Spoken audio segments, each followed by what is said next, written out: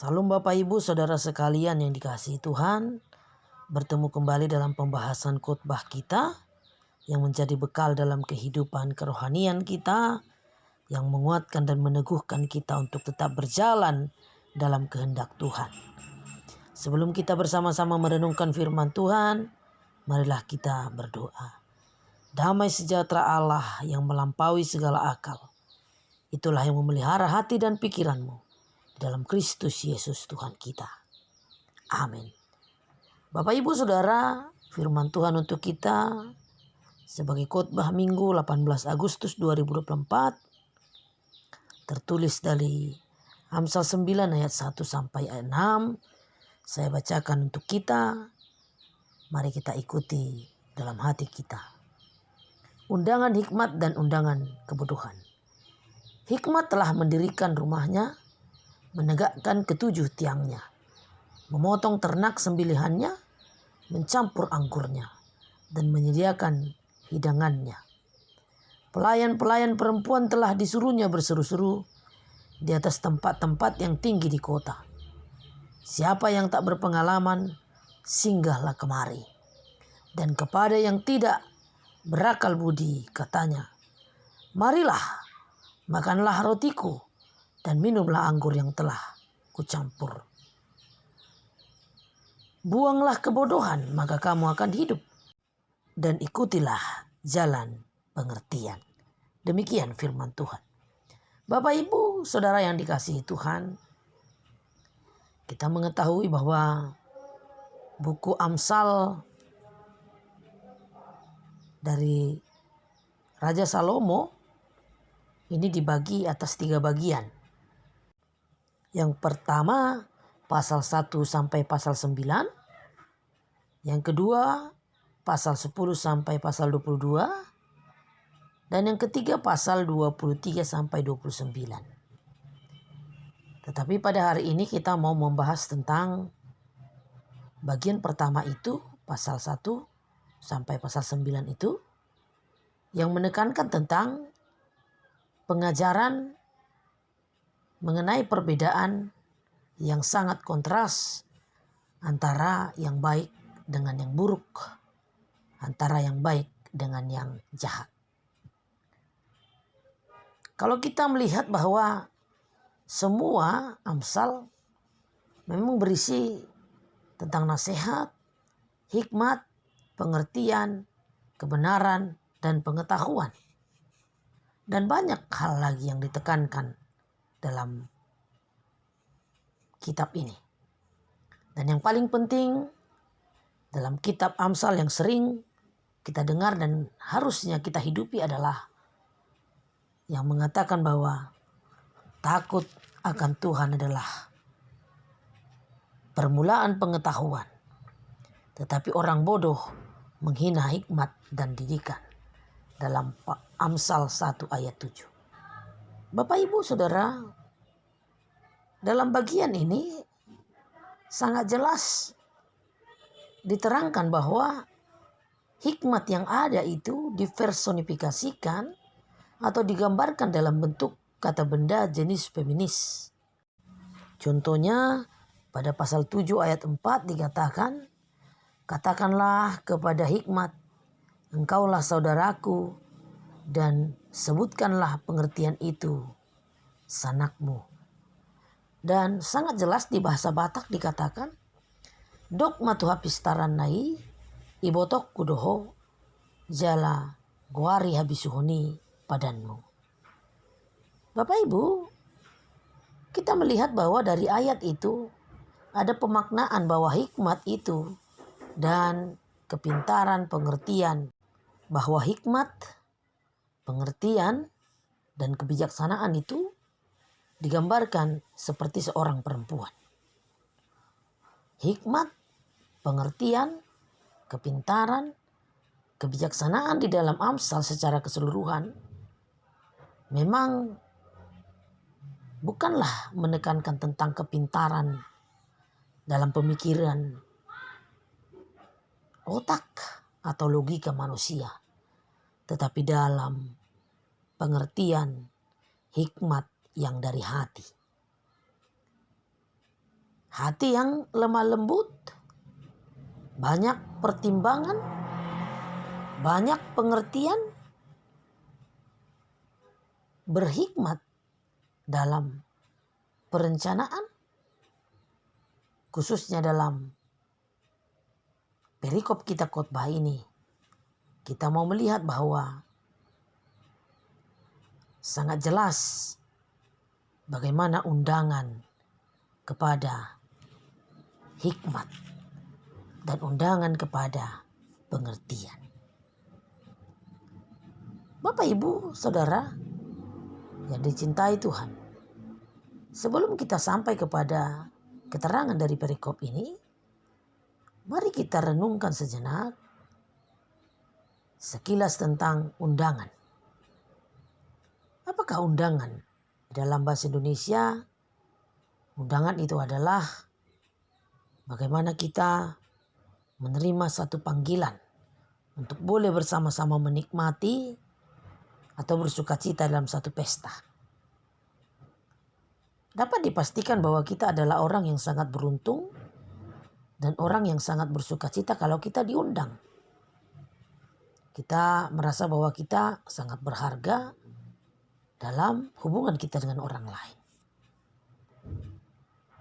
Tetapi perasaan yang seperti itu haruslah dibalas dengan jawaban dari undangan itu. Bahwa kita harus menjawabnya dengan kehadiran kita. Agar terjadilah gayung bersambut antara undangan dengan jawaban dari undangan itu melalui tindakan kita. Nah, jikalau dalam perikop kita ini ada undangan kepada hikmat atau pengertian, maka marilah kita menjawabnya dengan perbuatan kita yang senantiasa mengikuti kehendak Tuhan dalam kehidupan kita, dan setiap perilaku kita berjalan kepada apa yang diinginkan Tuhan. Dan kita boleh melihat apa yang dituliskan oleh Raja Salomo dalam Amsalnya menjadi sebuah gambaran atau batu loncatan bagi kita melakukan yang terbaik di dalam hidup kita. Karena dalam Amsal ini kita melihat undangan kepada hikmat itu dan bagaimana kita menghindari godaan-godaan dari undangan kebodohan. Seperti Amsal yang lain, Amsal dalam pasal 9 ini menekankan sangat kontras perbedaan yang harus kita renungkan dengan cermat. Bagaimana kita bisa mengerjakan hal-hal yang baik dan benar dan menghindari dosa, kejahatan yang tidak disenangi oleh Tuhan. Berhubungan dengan tema minggu kita, meninggalkan kebodohan dan mengikuti jalan pengertian. Setiap orang yang berjalan di dalam kebodohan adalah orang yang selalu memikirkan kehidupan kulit luar, melihat penampilan luar, kehidupan dunia, seperti yang kita telah bahas dalam epistel minggu kita, Yohanes 6 ayat 51 sampai 58. Dan khususnya kalau kita menganalisa di ayat sebelumnya dari epistel kita, yaitu ayat 41 sampai 42, pada saat orang-orang Yahudi mengeluh tentang perkataan Yesus yang adalah roti kehidupan yang turun dari surga, mereka mengeluh dan mereka langsung memaknai bahwa Yesus tidak seharusnya mengucapkan hal itu. Sebab Yesus adalah seorang anak manusia, yaitu anak seorang tukang kayu, yaitu Yusuf. Itulah kemanusiaan, itulah dunia ini yang dengan serta-merta melihat manusia yang lain dari penampakan luar dan menilai dengan cepat. Itulah orang-orang yang bodoh. Dia tidak melihat apa yang menjadi kebenaran lewat kuasa yang telah dilakukan Yesus dan segala perkataannya yang memperkatakan bahwa kebenaran mengenai roti yang turun dari sorga itu adalah Allah melalui Yesus Kristus. Mereka marah, geram karena kebodohan mereka. Tetapi orang yang berpengertian pasti akan mengerti apa yang diucapkan oleh Yesus. Karena melalui Roh Kudus, orang-orang percaya akan mengerti dan melakukan apa yang dikehendaki oleh Allah di dalam kehidupannya. Dan mengerti apa yang dilakukan oleh Allah kepada Yesus Kristus. Bahwa Yesus Kristus telah memberikan dirinya di kayu salib untuk menyelamatkan manusia. Karena itu Bapak Ibu Saudara sekalian, secara sederhana undangan akan hikmat ini dituliskan oleh Raja Salomo dalam perikop kita adalah undangan yang diberikan dengan personifikasi hikmat dan pengertian adalah seperti seorang perempuan yang mendirikan rumah, mempersiapkan segala sesuatu, mempersiapkan tempat, mempersiapkan makanan, dan memberikan kehidupan. Mengundang semua orang agar bersama-sama menikmati pesta dan jamuan makan itu. Dia mengundang orang-orang yang bodoh, yang tidak memiliki pengertian, dan membawa orang-orang itu agar mendapat hikmat dan bijaksana dari Tuhan, serta hati yang memiliki pengertian. Karena itu, setiap orang yang mau menerima undangan itu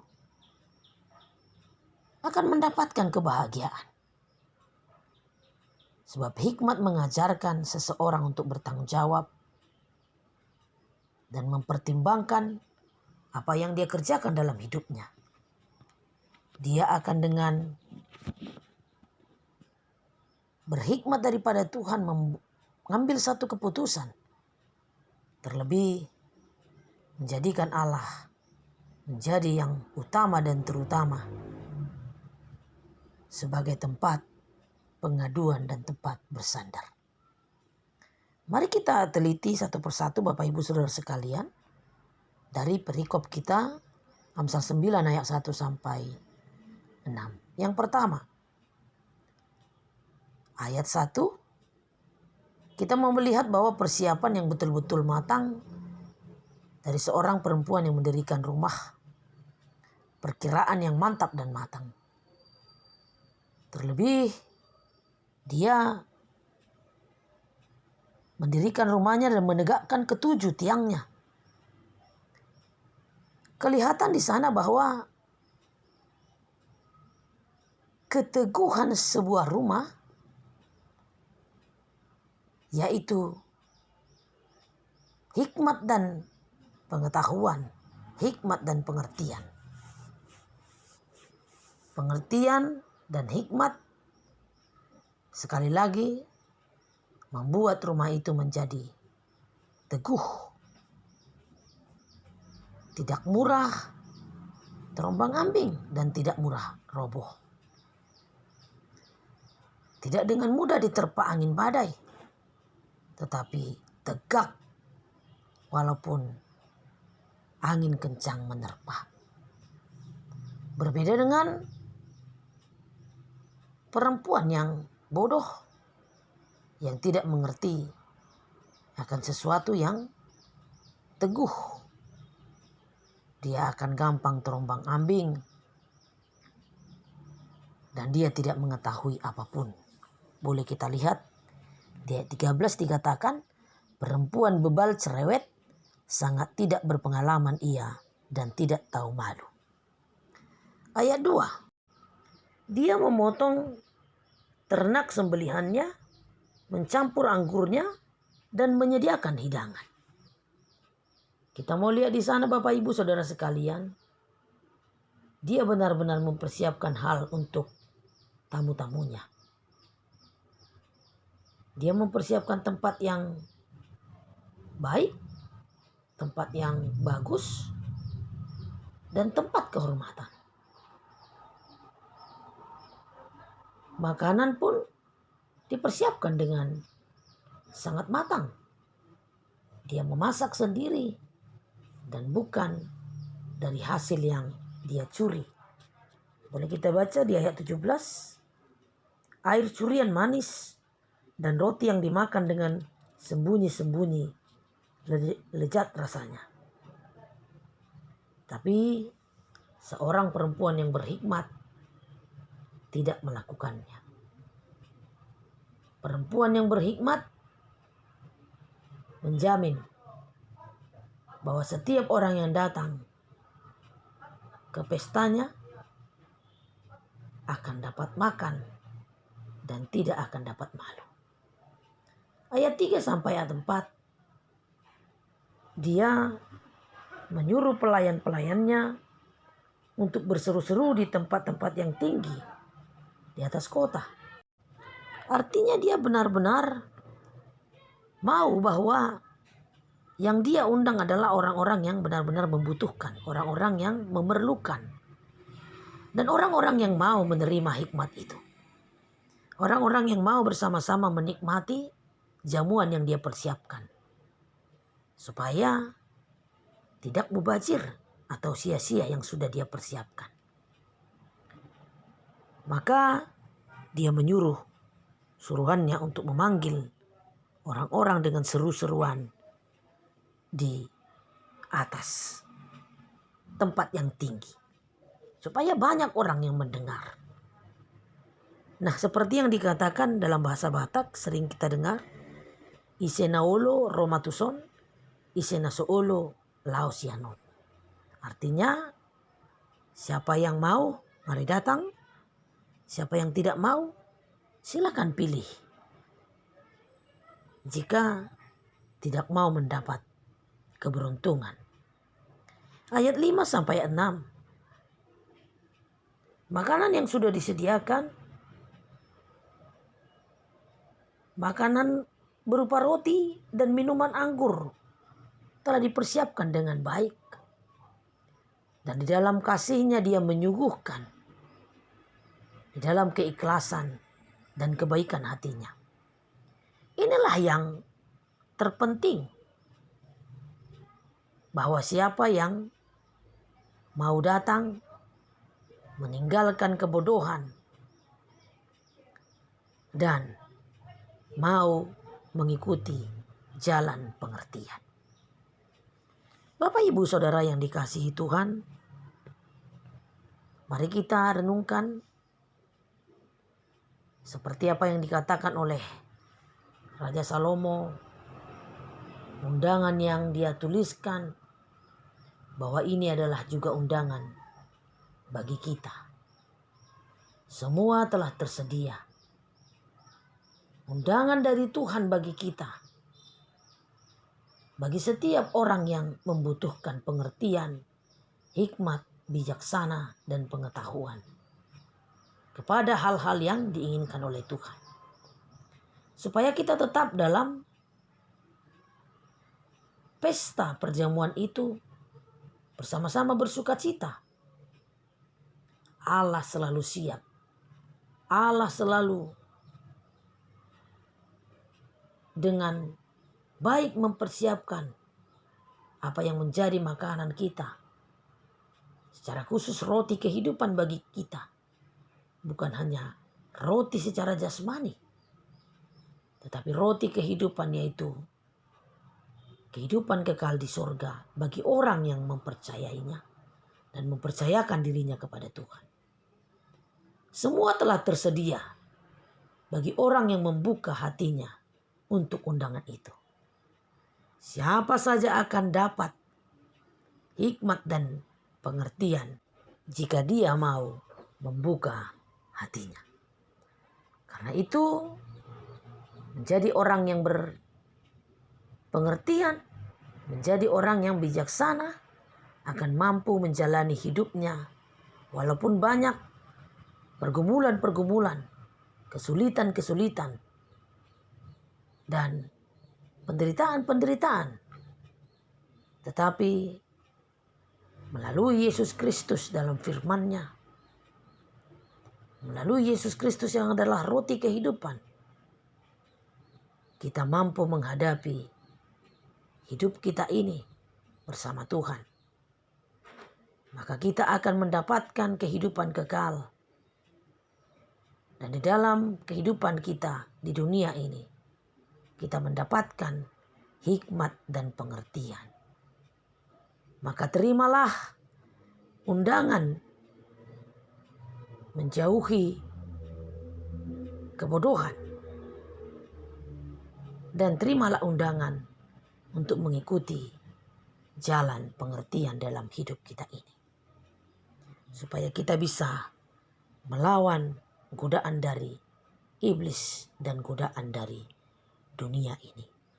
Tuhan memberkati kita dan menguatkan kita melakukan firman-Nya. Amin, kita berdoa. Terima kasih Tuhan untuk firman-Mu yang mengajarkan kami supaya kami turut dalam undangan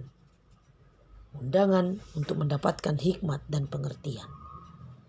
Jauhkanlah daripada kami hati yang terfokus kepada kebodohan. Tetapi biarlah kami terfokus kepada kasih karunia-Mu yang memberikan hikmat dan pengertian dalam hidup kami. Dalam nama Yesus kami berdoa, mengucap syukur kepada-Mu. Amin.